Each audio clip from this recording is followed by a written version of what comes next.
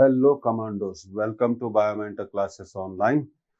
तो देखिए, हमारा टॉपिक हम स्टार्ट कर रहे हैं। आज एक नई सीरीज स्टार्ट कर रहे हैं। रिकैप सीरीज में हम लॉन्च कर रहे हैं प्रोजेक्टाइल मोशन लेक्चर नंबर 1। तो बहुत सारे सवाल करेंगे, डिफरेंट वैरायटीज ऑफ सवाल करेंगे और ध्यान रखेंगे कि एक एक चीज़ का इम्पोर्टेंट रिवीजन आपका हो जाए। तो अब तो देरी नहीं करनी चाहिए, शुरू करना चाहिए हमें आज का लेक्चर। तो देखिए, सबसे पहले इससे पहले हम इस लेक्चर को स्टार्ट करें, कुछ बेसिक फॉर्मूले हमें मालूम होने चाहिए। जैसे रेंज का फॉर्मूला, आप जानते हैं कि रेंज का फॉर्मूला u² sin 2 थीटा होता है।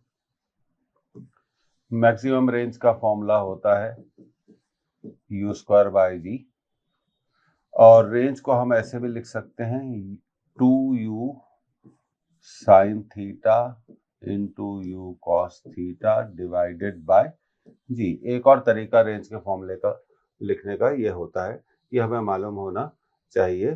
तो अब देखिए, हम इसको ऐसा लिख सकते हैं 2 into u y vertical velocity, u x हो गया u cos theta divided by जी। तो रेंज को हम ऐसे भी लिख सकते हैं। और मैक्सिमम रेंज होती है u²/g for theta equal to 45 degree, जिसे आप बोलते हैं π/4। अब टाइम ऑफ फ्लाइट के बारे में बात कर ले, 2u sin theta divided by जी। तो हम इसे लिख सकते हैं 2u/g। u का मतलब इनिशियल वर्टिकल वेलोसिटी। अब देखिए, ये जो रेंज का फॉर्मूला है ये है 2u/g इंटू ux। तो इसको हमने लिख दिया टाइम ऑफ फ्लाइट। तो रेंज को हम ऐसे भी लिख सकते हैं t इंटू ux। तो इतना आपको सब कुछ रेंज के बारे में मालूम होना, रेंज के बारे में इतनी सब चीजें आपको मालूम होनी चाहिए। तो एक जनरल इंट्रोडक्शन हमने आपको दे दिया फॉर्मूले का। तो अब पहला सवाल शुरू करते हैं। ये रहा हमारा पहला सवाल। Distance between a frog and an insect, एक मेंढक है और एक कीड़ा है, on a horizontal plane is 10 metre. इन दोनों के बीच की डिस्टेंस 10 मीटर है। अब आगे सवाल में पढ़ते हैं। Frog can jump with maximum speed of √10 metre पर सेकेंड। ये जो फ्रॉग है ये √10 मीटर पर सेकेंड की स्पीड से जंप कर सकता है। मिनिमम नंबर ऑफ जंप्स पूछा गया है। Minimum number of jumps require by the frog to catch the insect is take G equal to 10 metre पर सेकेंड स्क्वायर। तो कितने जंप करे फ्रॉग, फ्रॉग कितने जंप करे कि वो इंसेक्ट को पकड़ ले। अब हम जानते हैं, मान लीजिए ये देखिए, यहाँ पे मान लेते हैं फ्रॉग की पोजीशन और यहाँ इंसेक्ट की पोजीशन है आई, और इन दोनों के बीच में डिस्टेंस कितना दिया हुआ है, हमें 10 मीटर का डिस्टेंस दिया गया है। अब पहली बार फ्रॉग जंप करता है, तो मान लीजिए पहले जंप के बाद फ्रॉग यहाँ पर आ जाता है।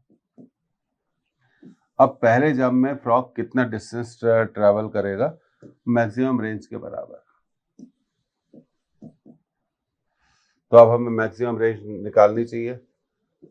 एक जंप में फ्रॉग कितना डिस्टेंस ट्रेवल करेगा, आर मैक्स, ये होगा u²/g। u दिया हुआ है √10 का स्क्वायर डिवाइडेड बाय जी 10 है, तो 10/10। तो एक जंप में फ्रॉग कितना डिस्टेंस ट्रेवल करता है, एक जंप में फ्रॉग कितना डिस्टेंस ट्रेवल करता है 1 मीटर की डिस्टेंस ट्रेवल करता है। अब कितने जंप करने पड़ेंगे उसको ये निकाल लेते हैं। तो number of jumps will be equal to 10, क्योंकि distance travelled in one jump, distance travelled in one jump, एक जंप में वो कितनी डिस्टेंस ट्रेवल करता है 1 मीटर। तो 10 जंप में वो कितनी डिस्टेंस ट्रेवल कर लेगा 10 मीटर। तो इजी सवाल था, अप्रोच भी सिंपल थी। तो अब इस देखिए इसका आंसर क्या होगा। इसका answer second answer is the correct answer. तो उम्मीद है आपको ये समझ में आ गया होगा। तो ये रेंज का फॉर्मूला, हमने मैक्सिमम रेंज का फॉर्मूला यूज किया और हमने ये माना कि एक जंप में फ्रॉग जो डिस्टेंस ट्रेवल करता है वो डिस्टेंस मैक्सिमम रेंज के बराबर है, मैक्सिमम रेंज के बराबर है।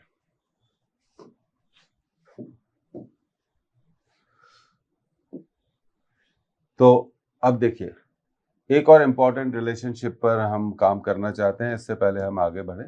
हम जानते हैं कि मैक्सिमम हाइट का जो फॉर्मूला होता है वो होता है u square sine square theta divided by 2g, और रेंज का फॉर्मूला हम जानते हैं u square by G into 2 sine theta cos theta. अब ये दो इक्वेशन हो गए। हम एक रिलेशनशिप डेवलप करने चाह रहे हैं जिसको हम क्वेश्चंस में डायरेक्टली क्या करेंगे, डायरेक्टली हम क्या करेंगे, यूज करेंगे। हम फर्स्ट इक्वेशन को सेकंड इक्वेशन से डिवाइड कर देते हैं, तो H maximum divided by range. तो देखिए क्या मिलेगा, u square sine square theta divided by 2g divided by u square by ji 2 sine theta cos theta. तो यू स्क्वायर बाय जी तो आपका देखिए कैंसिल हो गया, तो न्यूमरेटर में बचेगा हमारे पास साइन स्क्वायर थीटा और डिनोमिनेटर में 2 into 2 4 sign theta cos theta. एक साइन थीटा कैंसिल हो जाएगा तो ये बचेगा 1/4 sine theta upon cos theta. तो हम इसको लिख सकते हैं 1/4 टेन थीटा। तो आपको अब ये रिलेशनशिप याद रखनी है, एच मैक्सिमम जरूरत पड़ने पर हम इसका इस्तेमाल करेंगे, equal to 1/4 into tan theta. तो ये बड़ी इंपॉर्टेंट रिलेशनशिप है, ये हमें मालूम होनी चाहिए।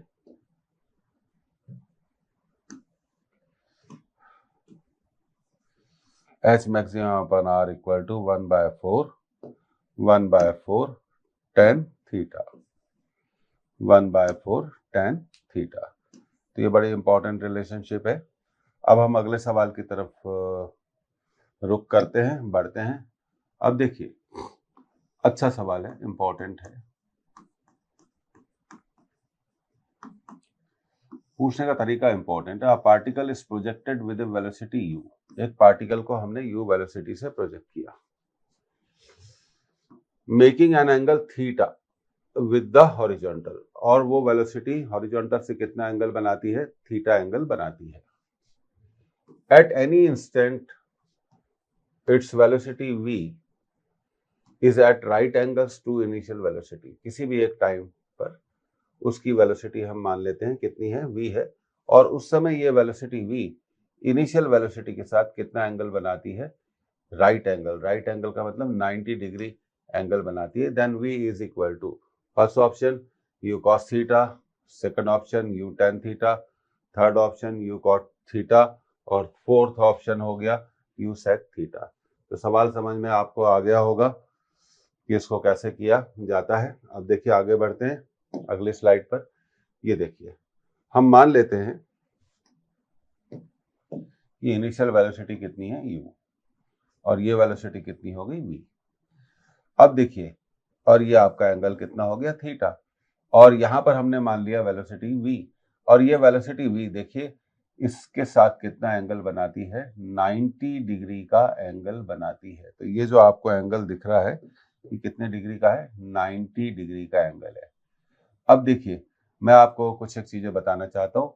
अब सबसे पहले आप देखिए इस ट्रायंगल को, देखिए मान लीजिए ये A है, ये B है, ये C है। तो मैं बात कर रहा हूँ ट्रायंगल ABC की, ट्रायंगल ABC की।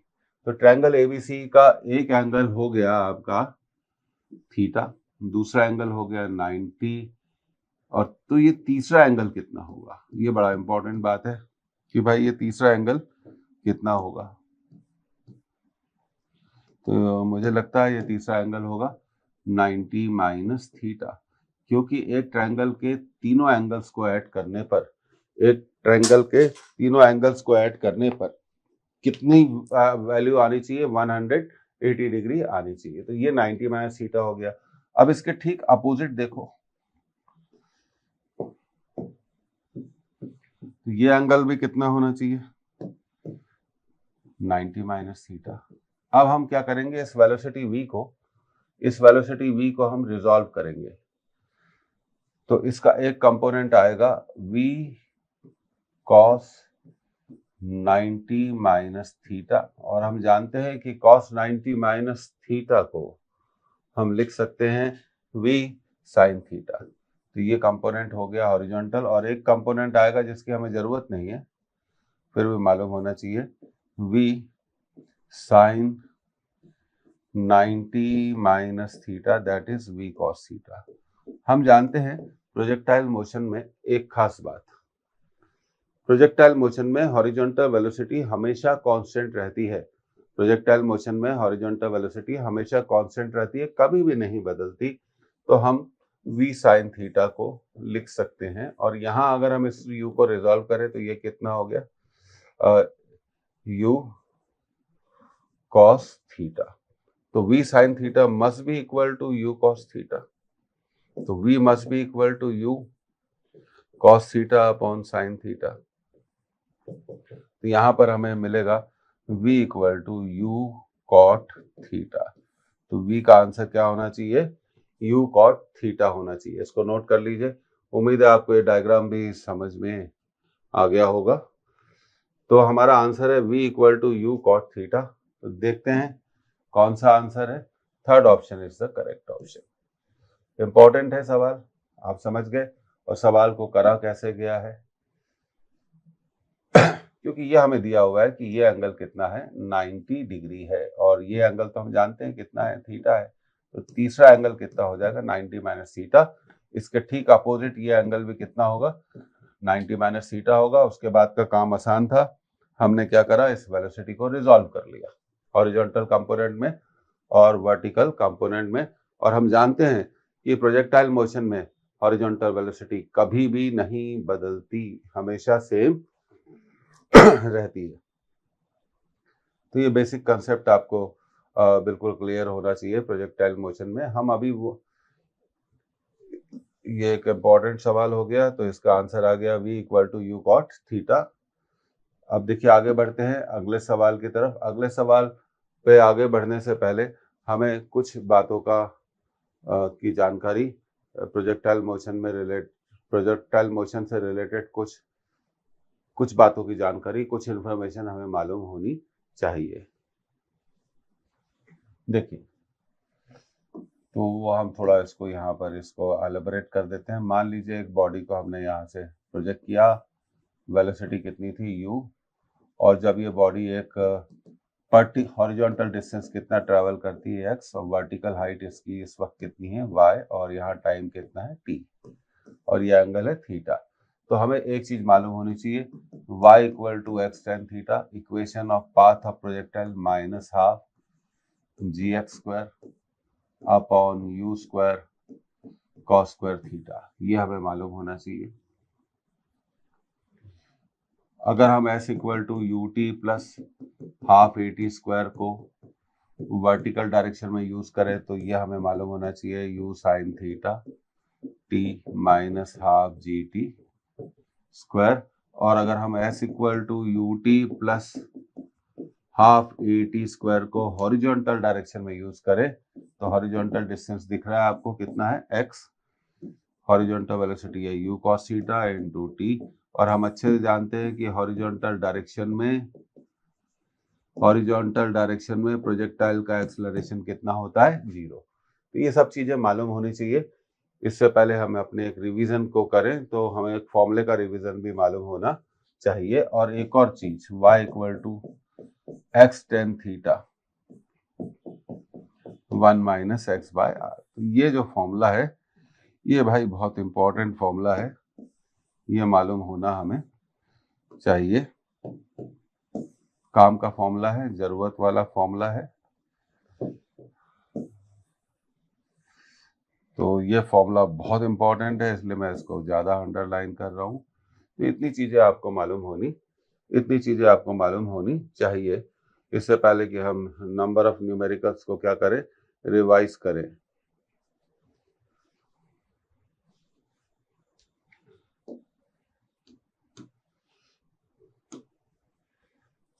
तो ये आपके इक्वेशंस हो गए, एक ये हो गया और एक ये हो गया। और हॉरिजॉन्टल डायरेक्शन में एक्सेलरेशन क्या होता है, 0 होता है। और ये भी एक इम्पॉर्टेंट इक्वेशन है जो हमें मालूम होना चाहिए। अब हम आगे बढ़ते हैं अगले सवाल की तरफ। अब देखिए एट व्हाट एंगल, जनरल सवाल है, ये एंगल की स्पेलिंग गलत है तो यहाँ इसे सुधार दीजिए।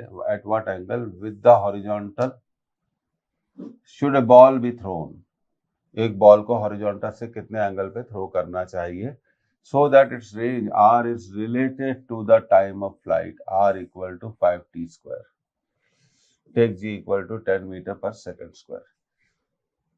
पहला आंसर है 30 डिग्री, दूसरा आंसर है 45 डिग्री, तीसरा आंसर है 60 डिग्री, चौथा आंसर है 90 डिग्री। तो देखिए सबसे पहले हमें दिया हुआ है r is equal to 5t square, हम इसको सॉल्व करेंगे। अब हमें रेंज, r का मतलब हो गया रेंज और t का मतलब हो गया टाइम ऑफ फ्लाइट। तो ये था आपका r equal to 5t square. Range का फॉर्मूला यूज करिए, u square by ji 2 sine theta cos theta, और टाइम ऑफ फ्लाइट का formula 2u sine theta by g का होल स्क्वायर। तो देखिए ये हो गया u square by ji 2 sine theta cos theta, ये हो गया 2 का स्क्वायर 4 तो ये हो जाएगा 20 u स्क्वायर, नीचे आएगा जी स्क्वायर साइन स्क्वायर थीटा। अब थोड़ा कैंसिलेशन कर देते हैं, u स्क्वायर का कैंसिलेशन हो गया, जी का भी कैंसिलेशन हो गया, जी स्क्वायर है ये, u स्क्वायर बाय जी, तो देखिए जी कैंसिल नहीं हुआ है यहाँ पर, तो ये यहाँ थोड़ा सुधारना पड़ेगा।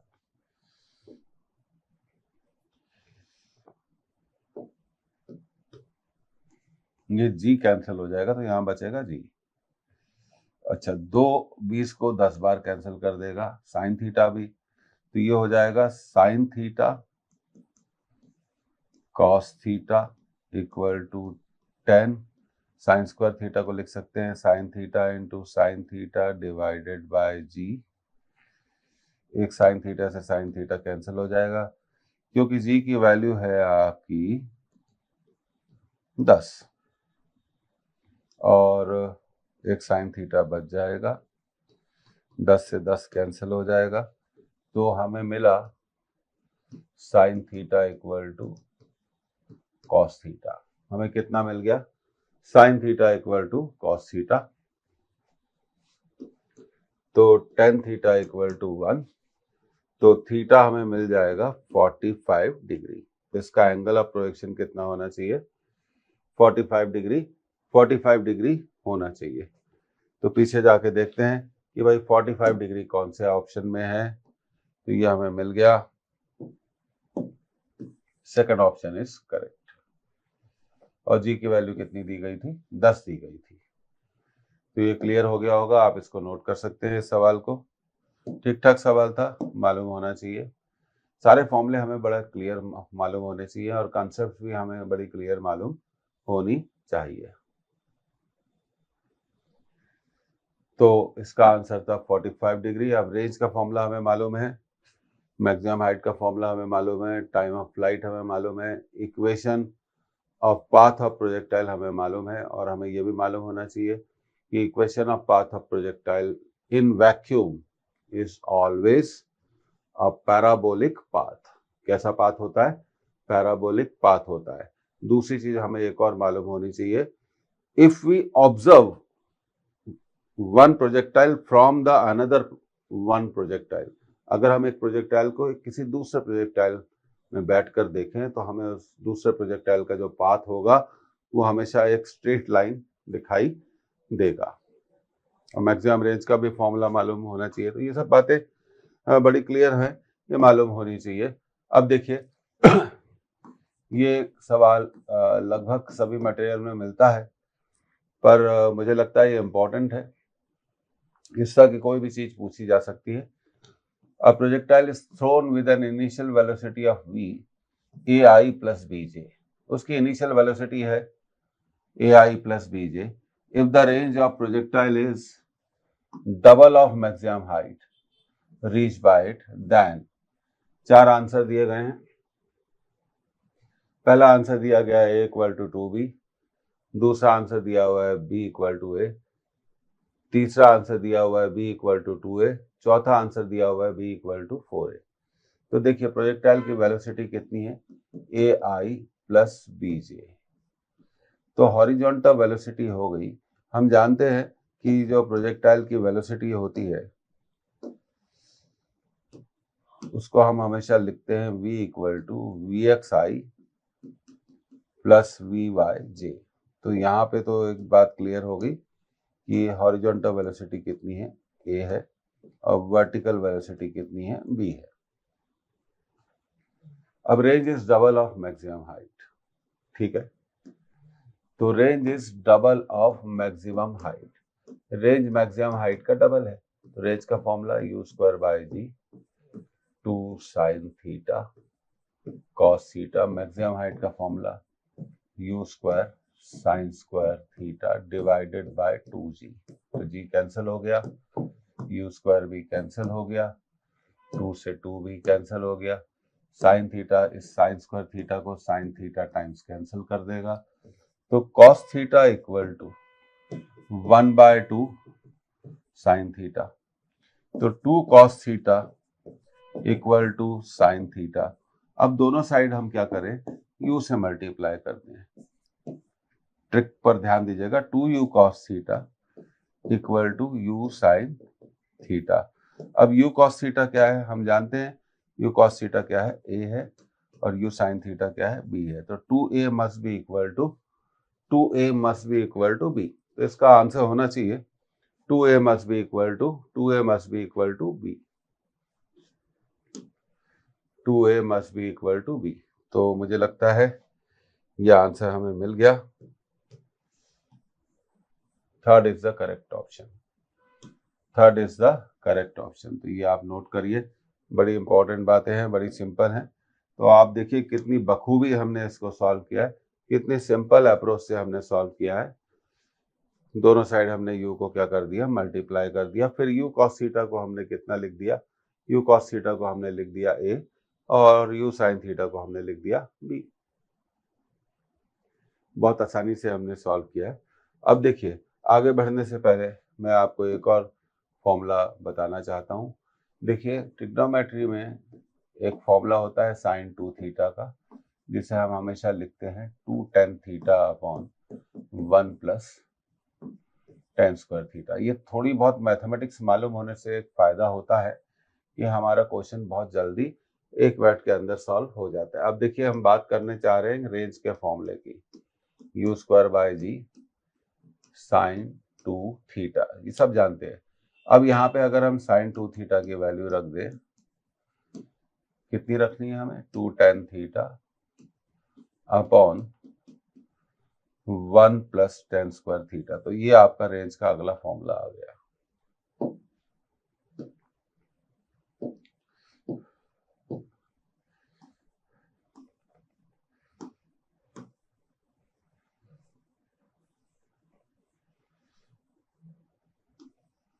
तो ये भी हमें मालूम होना चाहिए, ये सब चीजें हमें मालूम होनी चाहिए।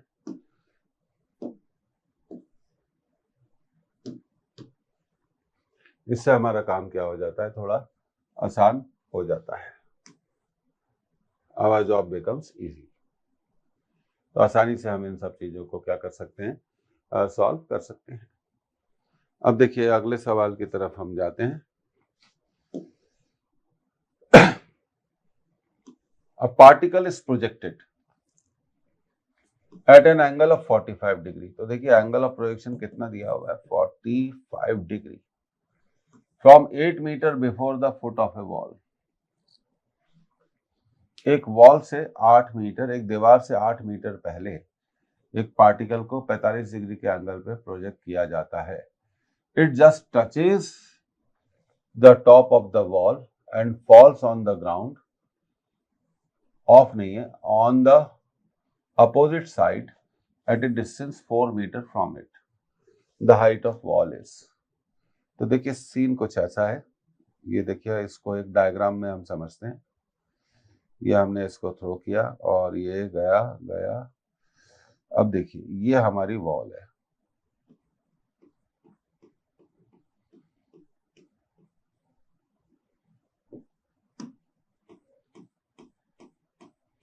इस वॉल की हाइट हमें निकालनी है, इस वॉल की हमें हाइट निकालनी है और ये डिस्टेंस हमें दिया गया है 8 और वॉल के दूसरी साइड जहां पर वो गिरता है वो डिस्टेंस दिया हुआ है 4 और एंगल ऑफ प्रोजेक्शन हमें कितना दिया हुआ है 45 डिग्री। तो इस डायग्राम को देखकर हमें एक बात तो समझ में आ जाती है कि भाई रेंज क्या होगी। तो ये डिस्टेंस क्या होता है आपका, रेंज होता है। तो रेंज तो हमें समझ में आ गई कि कितनी होनी चाहिए 8 + 4, तो रेंज कितनी होनी चाहिए 12 मीटर होनी चाहिए।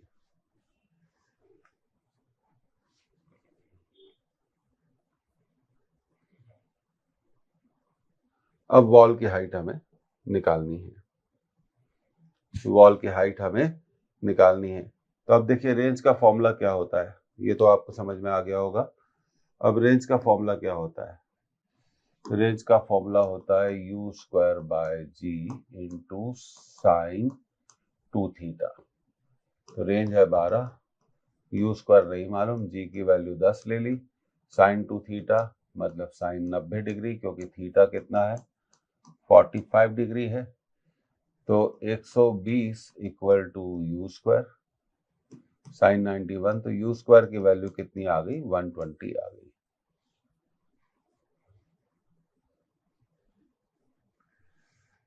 अब वापस हम पीछे जाते हैं और ये देखिए ये जो डिस्टेंस है ये कितना है x है।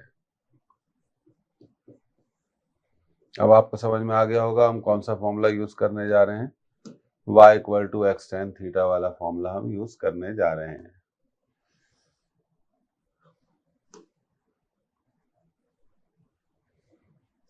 y = x tan theta minus half gx² upon u² cos² theta. अब वॉल की हाइट निकालनी है, x तो हमें मालूम है 8 tan 45, g हमें मालूम है 10, x हमें मालूम है 8 का स्क्वायर और u² हमें मालूम है 120। cos 45 होता है, देखिए cos 45 होता है 1/√2, तो cos² 45 कितना होगा 1/2, ये 1/2 हो गया। अब देखिए यहाँ पर बड़ा सिंपल हिसाब किताब है, 2 से 2 क्या हो जाएगा कैंसिल हो जाएगा, ये 0 भी क्या हो जाएगा कैंसिल हो जाएगा। और हम अच्छे से जानते हैं कि tan 45 की वैल्यू कितनी होती है 1, तो ये हो गया 8 × 1, ये हो गया 64 डिवाइडेड बाय 12। तो y = 8, 4 से कैंसिल कर दें 16, 3, 8 - 16/3, तो y होगा 8 - 16/3। तो अब हम y की वैल्यू लिख देते हैं 8 - 16/3। एलसीएम ले लीजिए 3, 24 - 16, तो y की वैल्यू कितनी होगी 8/3 मीटर। तो वॉल की हाइट कितनी होनी चाहिए 8/3 मीटर वॉल की हाइट होनी चाहिए, वॉल की हाइट होनी चाहिए 8/3 मीटर। तो पीछे चलते हैं, देखते हैं कौन सा आंसर हमारे पास है। तो क्वेश्चन की लैंग्वेज तो आप समझ गए होंगे कि कैसे हमने, ये वॉल है हमारी जिसको हमारी बॉल क्या करती है जस्ट क्रॉस करके दूसरी साइड पर 4 मीटर की डिस्टेंस पर गिरती है। बड़ा अच्छा सवाल है, इस तरह का जो पूछने का तरीका अनडाउटेडली इम्पोर्टेंट। तो एक बात आपको और बताना चाहते हैं कि हमने सिर्फ अभी इस रिवीजन में सिर्फ इम्पोर्टेंट और एक्सपेक्टेड क्वेश्चन को ही कवर किया है। अच्छा, दूसरी बात हमने जो कवर करने की कोशिश करी है, हमने फॉर्मूले को कवर करा है जिससे हमारा सही रिवीजन हो सके। बस u² की वैल्यू रख देनी थी तो हमारा आंसर आ गया 8 - 16/3, तो करेक्ट आंसर है 8/3। अब अगले सवाल की तरफ बढ़ते हैं हम। बड़ा अच्छा सवाल है। A boy aim at a bird from a point at a horizontal distance of 100 metre. एक लड़का एक चिड़िया पर एम करता है पिस्तौल से, गन से। The gun can impart a velocity of 500 metre पर second to the bullet at what height above the bird. Question देखिए, at what height above the bird must he aim his gun in order to hit. उसकी bullet bird को hit करे तो उसको gun bird से कितनी height पर रखनी पड़ेगी। चार आंसर है, 20 सेंटीमीटर, 40 सेंटीमीटर, 50 सेंटीमीटर, 100 सेंटीमीटर। तो क्वेश्चन आपने समझ लिया। अब देखिए हम इसको कैसे करेंगे। अब ये मान लीजिए बुलेट है जो गन से निकली, इसकी वेलोसिटी कितनी है 500 मीटर पर सेकेंड, और ये बर्ड है। ये बुलेट को बर्ड को क्या करना चाहिए, हिट करना चाहिए। तो हम बुलेट को गन को कितनी हाइट पर रखें, मान लीजिए कितनी हाइट पर रखें, h।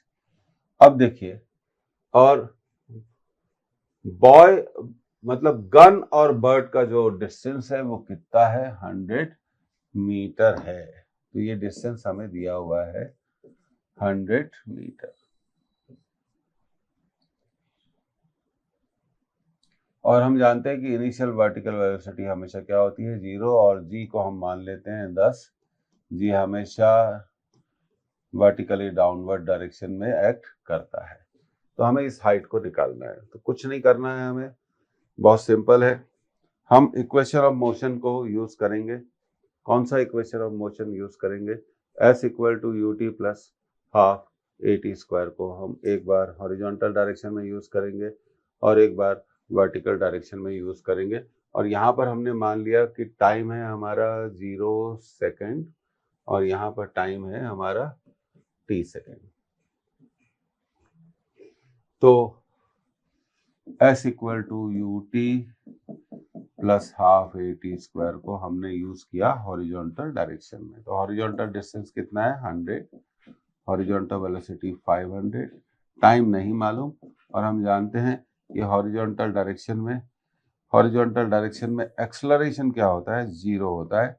अब देखिए ये हमारे पास सिचुएशन आ गई 100 इक्वल टू 500 टी, 5 बार कैंसिल हो जाएगा। तो t इक्वल टू 1/5 सेकेंड में ये जो बुलेट है ये बर्ड को स्ट्राइक कर लेगी। और क्योंकि बुलेट को सिर्फ हॉरिजॉन्टल वेलोसिटी दी गई है, इसलिए उसकी इनिशियल वर्टिकल वेलोसिटी क्या होगी 0 होगी। अब हमें क्या करना है, s equal to u t plus half a t square को हमें यूज करना है वर्टिकल डायरेक्शन में। तो using s equal to u t plus half a t square in vertical direction, हमें उसको वर्टिकल डायरेक्शन में यूज करना है। तो s मतलब हाइट हो गया, इनिशियल वर्टिकल वेलोसिटी 0 और एक्सेलरेशन है g के बराबर, और g हम जानते हैं हमने ले लिया है 10, टाइम अभी हम निकाल चुके हैं 1/5 का स्क्वायर। तो h equal to 10/2 into 25 cancel कर दें, तो h विल बी 1/5 मीटर। तो हमें 1/5 मीटर की हाइट पर गन को बर्ड से रखना चाहिए, तभी वो गन से निकली हुई जो बुलेट है वो बर्ड को हिट कर पाएगी। तो 1/5 मीटर, अब देखिए आंसर नहीं मिला तो देखिए कोई चिंता की बात नहीं है। 1/5 मीटर जो है उसको सेंटीमीटर में बदल लो 100 से मल्टीप्लाई करके, तो इसका आंसर कितना आ गया 20 सेंटीमीटर। कितना आ गया 20 सेंटीमीटर। तो इसका करेक्ट ऑप्शन क्या होना चाहिए 20 सेंटीमीटर। तो इजी क्वेश्चन था, एक बार फिर समझ लीजिए कैसे हमने इसको सॉल्व किया। हमने कुछ नहीं किया, s equal to u t plus half a t square को एक बार हॉरिजॉन्टल डायरेक्शन में यूज किया, एक बार वर्टिकल डायरेक्शन में यूज किया।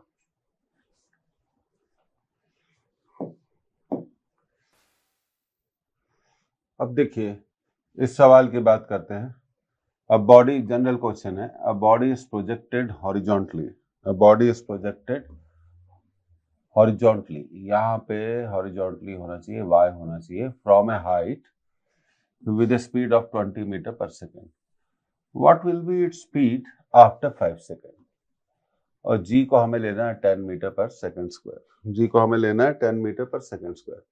अब चार आंसर दिए गए हैं। पहला आंसर है 54 मीटर पर सेकंड, दूसरा आंसर है 20 मीटर पर सेकंड, तीसरा आंसर है 50 मीटर पर सेकंड और चौथा आंसर है 70 मीटर पर सेकंड।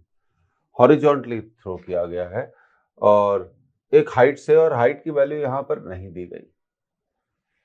तो चलिए इसको सॉल्व करते हैं। हाइट की वैल्यू नहीं दी गई, तो लेट अस सॉल्व दिस। और मान लीजिए कि ये बॉडी को यहां से थ्रो किया गया है और ये एच हाइट मान लेते हैं। यहाँ पे हाइट की कोई इंपॉर्टेंस नहीं है, फिर भी मान लेते हैं। और बॉडी को हमने वेलोसिटी दी गई है, हॉरिजॉन्टली प्रोजेक्ट किया है, जी नीचे की तरफ लगेगा, ये ध्यान रखें। तो 20 मीटर पर सेकंड की वेलोसिटी से थ्रो किया गया है। तो इसकी वेलोसिटी अभी हॉरिजॉन्टल डायरेक्शन में है 20 मीटर पर सेकंड, और इनिशियल वेलोसिटी दी नहीं गई है, इसलिए क्या हो गई, 0 हो गई। अब मान लीजिए 5 सेकंड के बाद बॉडी इस पोजीशन पे आती है। जैसा कि हम जानते हैं कि प्रोजेक्टाइल मोशन में, ये यहाँ ग्राउंड ले लेते हैं,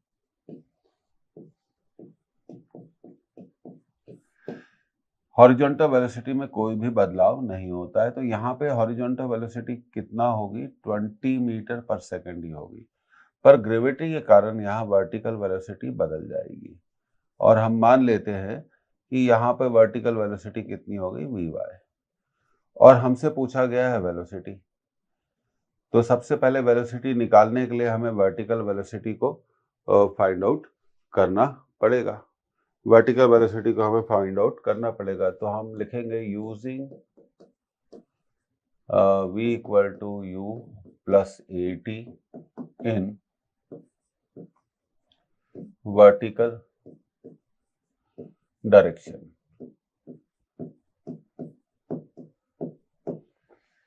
तो देखिए इनिशियल वर्टिकल वेलोसिटी 0 है, फाइनल अच्छा देखिए यहाँ पर एक और चीज है, ये टाइम हमारा 0 सेकंड है और ये टाइम कितने सेकंड हो गया, 5 सेकंड हो गया। तो 5 सेकंड के बाद हमें जी की वैल्यू 10 ले लेते हैं, 10 इंटू 5 50। तो 5 सेकंड के बाद हमारी वर्टिकल वेलोसिटी आ जाएगी 50 मीटर पर सेकंड। और हॉरिजॉन्टल वेलोसिटी में कोई भी बदलाव नहीं होगा, there will be no change in horizontal velocity. ये बात हम अच्छे से जानते हैं। और हमसे पूछा गया 5 सेकंड के बाद वेलोसिटी बताइए। तो चलिए अब देखिए, अभी हमारी वर्टिकल वेलोसिटी है 50, हॉरिजॉन्टल वेलोसिटी है 20, और अगर हमें वेलोसिटी निकालनी है तो हमें हॉरिजॉन्टल और वर्टिकल वेलोसिटी का क्या निकालना पड़ेगा, रिजल्टेंट निकालना पड़ेगा। What we need to find, resultant. तो मान लेते हैं कि हमारी वेलोसिटी इस वक्त कितनी है, v है। तो ये 50 है, तो ये भी 50 होगा। तो पाइथागोरस थ्योरम को हम यूज करके इस वेलोसिटी को कैलकुलेट कर सकते हैं। तो पाइथागोरस थ्योरम यूज करी जाएगी, v square equal to 20 square plus 50 का स्क्वायर। तो ये हो गया हमारा 400 और ये हो गया 2500। 400 और 2500 को हमने ऐड किया तो ये हो जाएगा 2900। तो हम इसको लिख सकते हैं 29 इंटू 100। अब रूट ले लिया जाए तो ये हो गया √29 इंटू 10। अब यहाँ पे हमें √29 को कैलकुलेट करना है। तो √29 की जो अप्रोक्सीमेट वैल्यू होती है वो 5.4 होगी। तो ये देखिए ये 5.4 मल्टीप्लाइड बाय 10, तो हमारा आंसर आना चाहिए 54 मीटर पर सेकंड। कितना आना चाहिए? 54 मीटर पर सेकंड। तो देखते हैं कि कौन सी चॉइस में ये दिया गया है 54 मीटर पर सेकंड। ये देखिए first answer is the correct answer. अब इससे पूछा गया कि स्पीड कितनी होगी। स्पीड मतलब वेलोसिटी कितनी होगी 5 सेकंड के बाद। अब इसमें एक चीज नहीं पूछी गई है, हम चाहे तो उसको भी कैलकुलेट कर सकते हैं कि ये कितना एंगल हॉरिजॉन्टल से बनाएगी। अगर ये आपको एंगल निकालना है तो आप इस एंगल को सिंपल मेथड से निकाल सकते हैं। tan थीटा इक्वल टू, पूछा नहीं गया है फिर भी हमें मालूम होना चाहिए, 50/20। 0 से 0 कैंसिल हो जाएगा, तो tan theta equal to 5/2, theta equal to tan inverse 5/2। तो 5 सेकंड के बाद वो हॉरिजॉन्टल से कितना एंगल बनाएगी? tan inverse 5/2। पूछा नहीं गया है लेकिन ये भी सब चीजें हमें मालूम होनी चाहिए कि हम इसे कैसे कैलकुलेट कर सकते हैं। तो उम्मीद है कि आपको ये क्लियर हो गया होगा। पूछा नहीं गया एंगल लेकिन फिर भी हम इस एंगल को क्या कर सकते हैं? कैलकुलेट कर सकते हैं।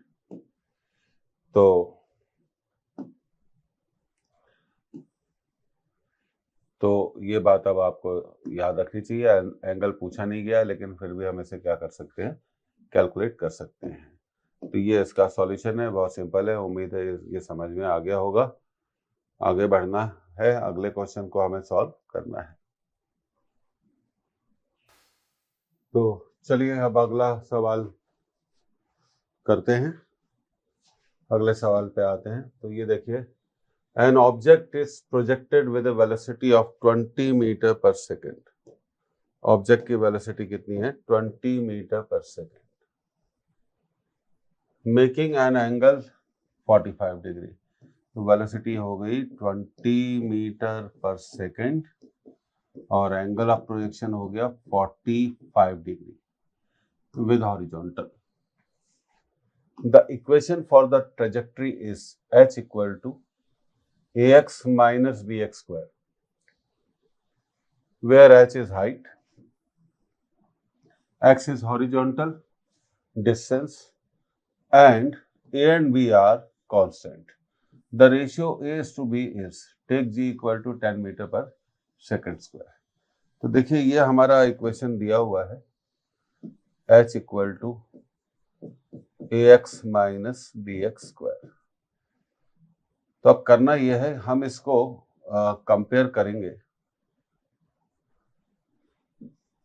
h equal to x tan theta से माइनस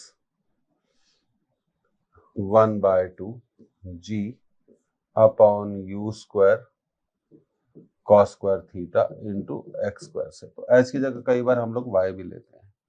तो अब देखिए कंपेयरिंग 1 and 2, ये फर्स्ट हो गया, ये स्टैंडर्ड इक्वेशन हो गया।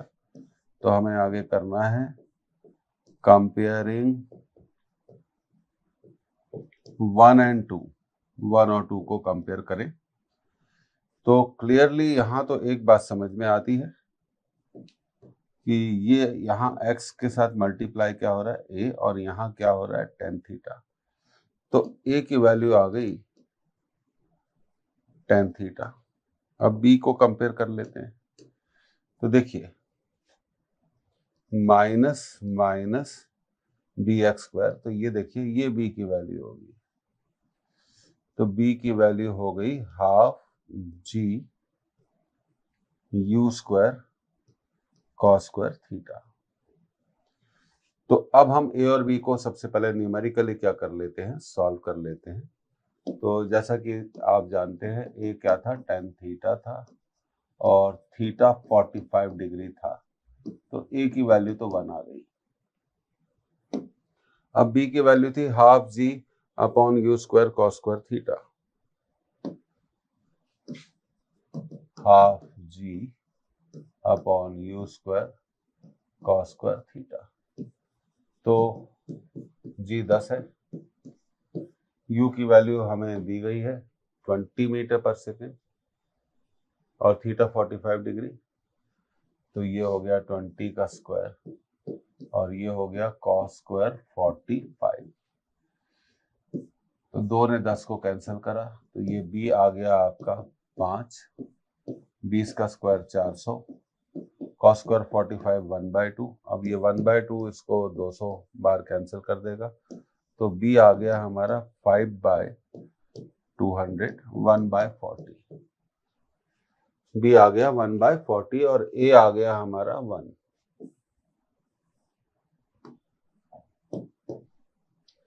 तो हमें ए बाय बी निकालना है, तो ए बाय बी 1/1/40, 40 ऊपर चला जाएगा, तो आंसर आएगा 40। तो इसका करेक्ट ऑप्शन होना चाहिए 40। तो ये रहा हमारा तीसरा सिंपल सवाल था, फॉर्मूला बेस्ड था। तो b a is two b will be 40:1। कुछ नहीं किया, स्टैंडर्ड इक्वेशन से हमने क्या कर लिया, उसको कंपेयर कर लिया, तो हमारा आंसर आ गया। चौथा आंसर सही है। अब देखिए आगे बढ़ते हैं। ये आ गया आपका ए इज टू बी 40, तो 40 को हम लिख सकते हैं 40:1।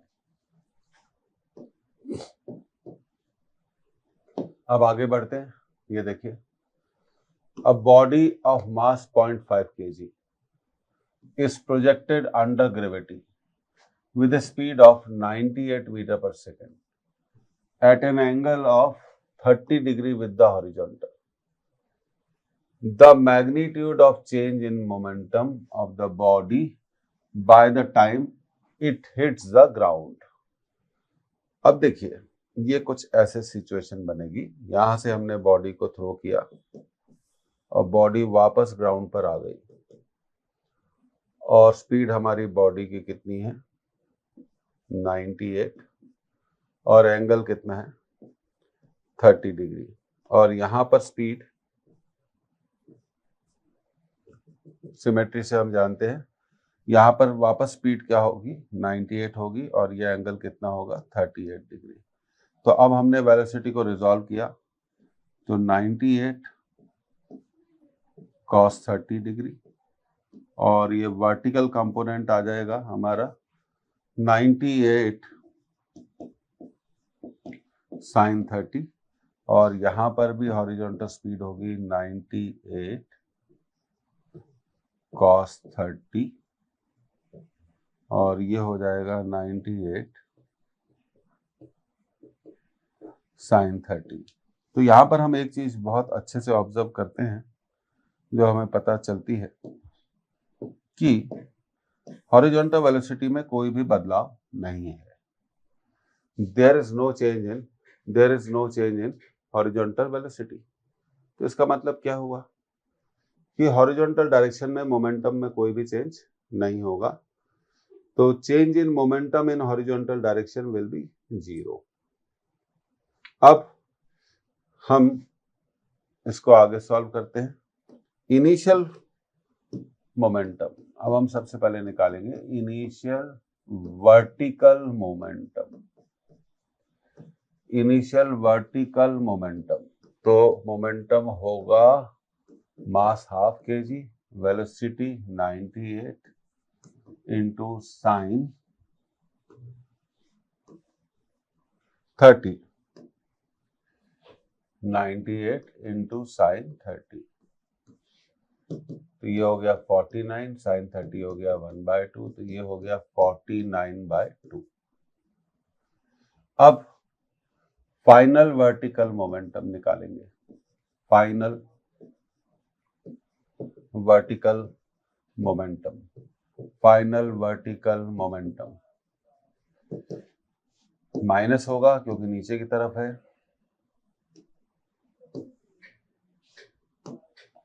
माइनस हाफ 98 इंटू साइन 30, तो ये हो गया -49/2। तो आगे लिखेंगे change in momentum in vertical direction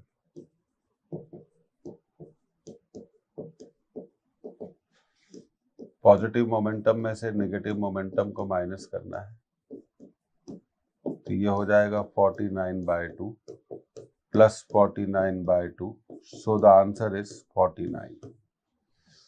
और जैसा मैं पहले कह चुका हूं कि हॉरिजॉन्टल डायरेक्शन में किसी भी तरह का मोमेंटम चेंज नहीं होता है, तो इसका आंसर होना चाहिए 49 न्यूटन सेकेंड।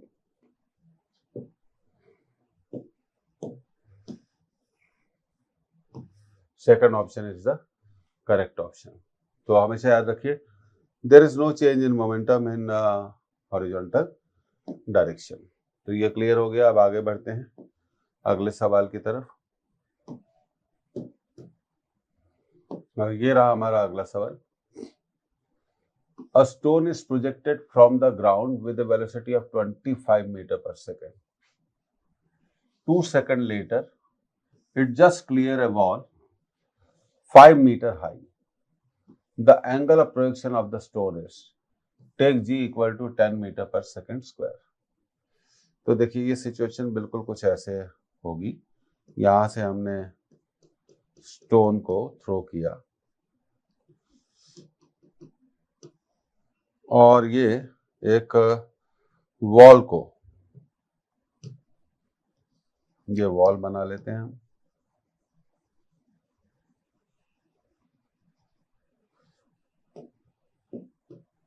वॉल को क्लियर करता है और यहां पर टाइम है 0 सेकंड और कहा गया कि 2 सेकंड के बाद ये इस वॉल को क्लियर करता है। और पूछा गया है वॉल ऑफ 5 मीटर हाई, तो वॉल की हाइट कितनी है? 5 मीटर है। वॉल की हाइट कितनी है? 5 मीटर। तो ये हो गया हमारा 5 मीटर और टाइम हो गया 2 सेकंड और वेलोसिटी दी गई है इसकी हमारे को 25 और एंगल ऑफ प्रोजेक्शन दिया हुआ है, ये तो दिया ही नहीं है, यही तो हमें निकालना है। तो हम वेलोसिटी को रिजॉल्व करेंगे। Vertical component of velocity will come as 25 sine theta. तो ये आपकी सिचुएशन यहाँ पर आ गई है 2 सेकंड के बाद। अब हम कह सकते हैं इस फिगर को देखकर कि 2 सेकंड के बाद उसका वर्टिकल डिस्प्लेसमेंट कितना है। उसका वर्टिकल डिस्प्लेसमेंट कितना है? 5 मीटर का वर्टिकल डिस्प्लेसमेंट है। तो हमें कुछ नहीं करना, बहुत एक सिंपल अप्रोच यूज करनी है। हमें इक्वेशन ऑफ मोशन जो कि है हमारा s equal to u t plus half a t square, हमें उसे वर्टिकल डायरेक्शन में क्या करना है? यूज करना है। और जी की वैल्यू तो दी हुई है, तो यहां तक करने के बाद हम इसको इक्वेशन यूज करेंगे using s equal to u t plus half a t square in vertical direction. इस वर्टिकल डायरेक्शन में हमें इस इक्वेशन को यूज करना है। तो वर्टिकल डिस्टेंस दिया हुआ है 5 और इनिशियल वर्टिकल वेलोसिटी हो गई 25 साइन थीटा और टाइम दिया हुआ है हमें 2 सेकंड, क्योंकि जी नीचे लग रहा है और इनिशियल वर्टिकल वेलोसिटी की डायरेक्शन क्या है? ऊपर की तरफ है। Half G t square. अब टी की वैल्यू रख देंगे 5 इक्वल टू ये हो गया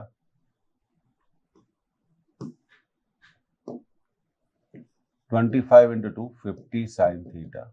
जी की वैल्यू 10, टी का value 2 square. 5 equal to 50 sine theta minus 5 into 4। तो 5 इंटू 4 हो जाएगा 20 को इधर लाएंगे तो ये हो जाएगा 25 equal to 50 sine theta, 25 equal to 50 sine theta. तो आगे बढ़ेंगे तो 25/50 इक्वल टू साइन थीटा। तो ये आ जाएगा, 2 बार कैंसिल हो जाएगा तो 1/2 इक्वल टू साइन थीटा। तो हम जानते हैं अब साइन थीटा कितना है 1/2, तो थीटा ऑब्वियसली कितना होगा 30 डिग्री। तो एंगल ऑफ प्रोजेक्शन का करेक्ट आंसर कितना आना चाहिए 30 डिग्री आना चाहिए। तो देखते हैं कौन सा आंसर है हमारा।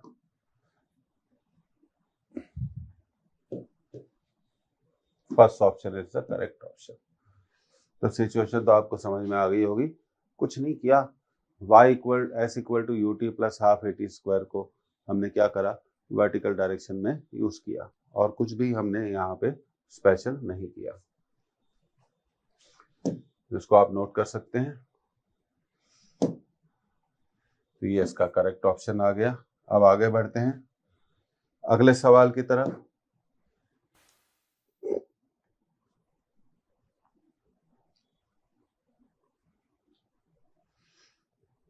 अब देखिए अगला सवाल है, a cricketer hits A ball with a velocity of 25 meter per second at 60 degree above the horizontal. How far above the ground it passes over a fielder 50 meter from the bat? Assume that ball is stuck very close to the ground. तो सबसे पहले देखिए इसको थोड़ा समझते हैं। ये हमारी बॉल हो गई, बॉल का पाथ हो गया, और ये यहाँ पर हमारा एक फील्डर है, और ये बॉल फील्डर के ऊपर से गुजर रही है। तो हमसे ये पूछा गया कि बॉल ग्राउंड से कितनी हाइट पर होती है जब वो फील्डर को क्रॉस करती है। तो वेलोसिटी दी गई है 25, एंगल दिया हुआ है 60 डिग्री, और फील्डर का जो डिस्टेंस है 50 मीटर है। ये फील्डर मान लेते हैं हम, फील्डर का डिस्टेंस कितना है 50 मीटर है। और तो अब देखिए ऐसे सवाल को सॉल्व करने के लिए बहुत सिंपल सा हम मेथड यूज करेंगे। हम इक्वेशन ऑफ पाथ को यूज करेंगे, y equal to x tan theta minus half g x square upon u square cos square theta. तो हमें y निकालना है, और यहाँ हमें क्या क्या गिवन है देखिए, x गिवन है 50 मीटर, और u गिवन है 25, एंगल गिवन है 60 डिग्री, एंगल गिवन है 60 डिग्री।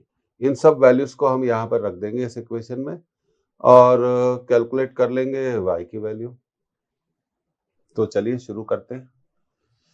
तो सबसे पहले इक्वेशन लिखा y equal to x tan theta minus half g x square upon u square cos square theta, value रखी 50 tan 60,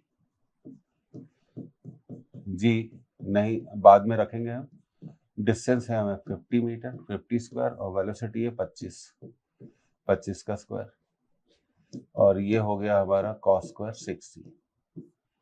अब देखिए tan 60 √3 हो गया, इसको हम लिख सकते हैं 50/25 का होल स्क्वायर, है ना, और अपॉन में हमारा cos स्क्वायर 60 दैट इज 1/4। तो ये कुछ ऐसा होगा 50√3, जी को ले लेते हैं हम, देखिए 9.8, ये 2 बार कैंसिल हो जाएगा, 2 का स्क्वायर कितना हो जाएगा 4, और ये 4 ऊपर आएगा, 4 × 4, तो ये हो गया। अब √3 को हमने लिखा 1.73, और ये 2 बार कैंसिल हो गया, 2 × 4 8, 8 × 9.8। अब इसको हम लिख सकते हैं 5 × 17.3 और 8 × 9.8। 8 इंटू 9.8। तो अगली स्टेप में जाके आप इसको सॉल्व करेंगे। 5 into 17.3 minus 8 into 9.8। 5 into 17.3 minus 8 into 9.8। तो ये हो गया हमारा, 3 से मल्टीप्लाई कर दीजिए। 15, 36, 3, 86.5, 8 8 जा 64, 6 कैरी और 78.4। तो अब हमें 86.5 से 78.4 को माइनस करना है, तो कर दिया। 8.1, तो लगभग आंसर इसका क्या होगा? 8.1 मीटर होना चाहिए। तो देखते हैं कौन सा। एक्चुअली हमने √3 होता है 1.732 और हमने इसको 1.732 की जगह कितना ले लिया था? 1.73। तो थोड़ा बहुत आंसर में यहाँ पर वेरिएशन जरूर आ सकता है। तो देखते हैं क्या है। तो देखिए, यस, तो नियरेस्ट आंसर को हमें टिक करना है। तो नियरेस्ट आंसर क्या हो गया? 8.2 मीटर हो गया। 8.2 मीटर हो गया। तो अभी आपको क्लियर हो गया होगा कि कैसे ये सवाल को हमने सॉल्व किया है। बहुत सिंपल था। एक स्केच बना लिया करिए। अब देखिए, आगे हम बात करते हैं। इसी तरह के हमने बहुत सारे क्वेश्चंस को क्या करा है? सॉल्व किया है। तो थोड़ा बहुत अगर 1.732 लेते तो आप आंसर में यहाँ बड़े चेंजेस आ सकते थे, है ना। तो आज के लेक्चर में बस इतना ही। इस लेक्चर में और अगले लेक्चर में प्रोजेक्टाइल के न्यूमेरिकल्स कंटिन्यूड रहेंगे। Thank you for attending this lecture. फिर मिलेंगे, फिर सवाल करेंगे, फिर रिवीजन करेंगे, प्रैक्टिस करेंगे, अपनी तैयारी को मजबूत करेंगे। अगेन थैंक यू, फिर मिलते हैं।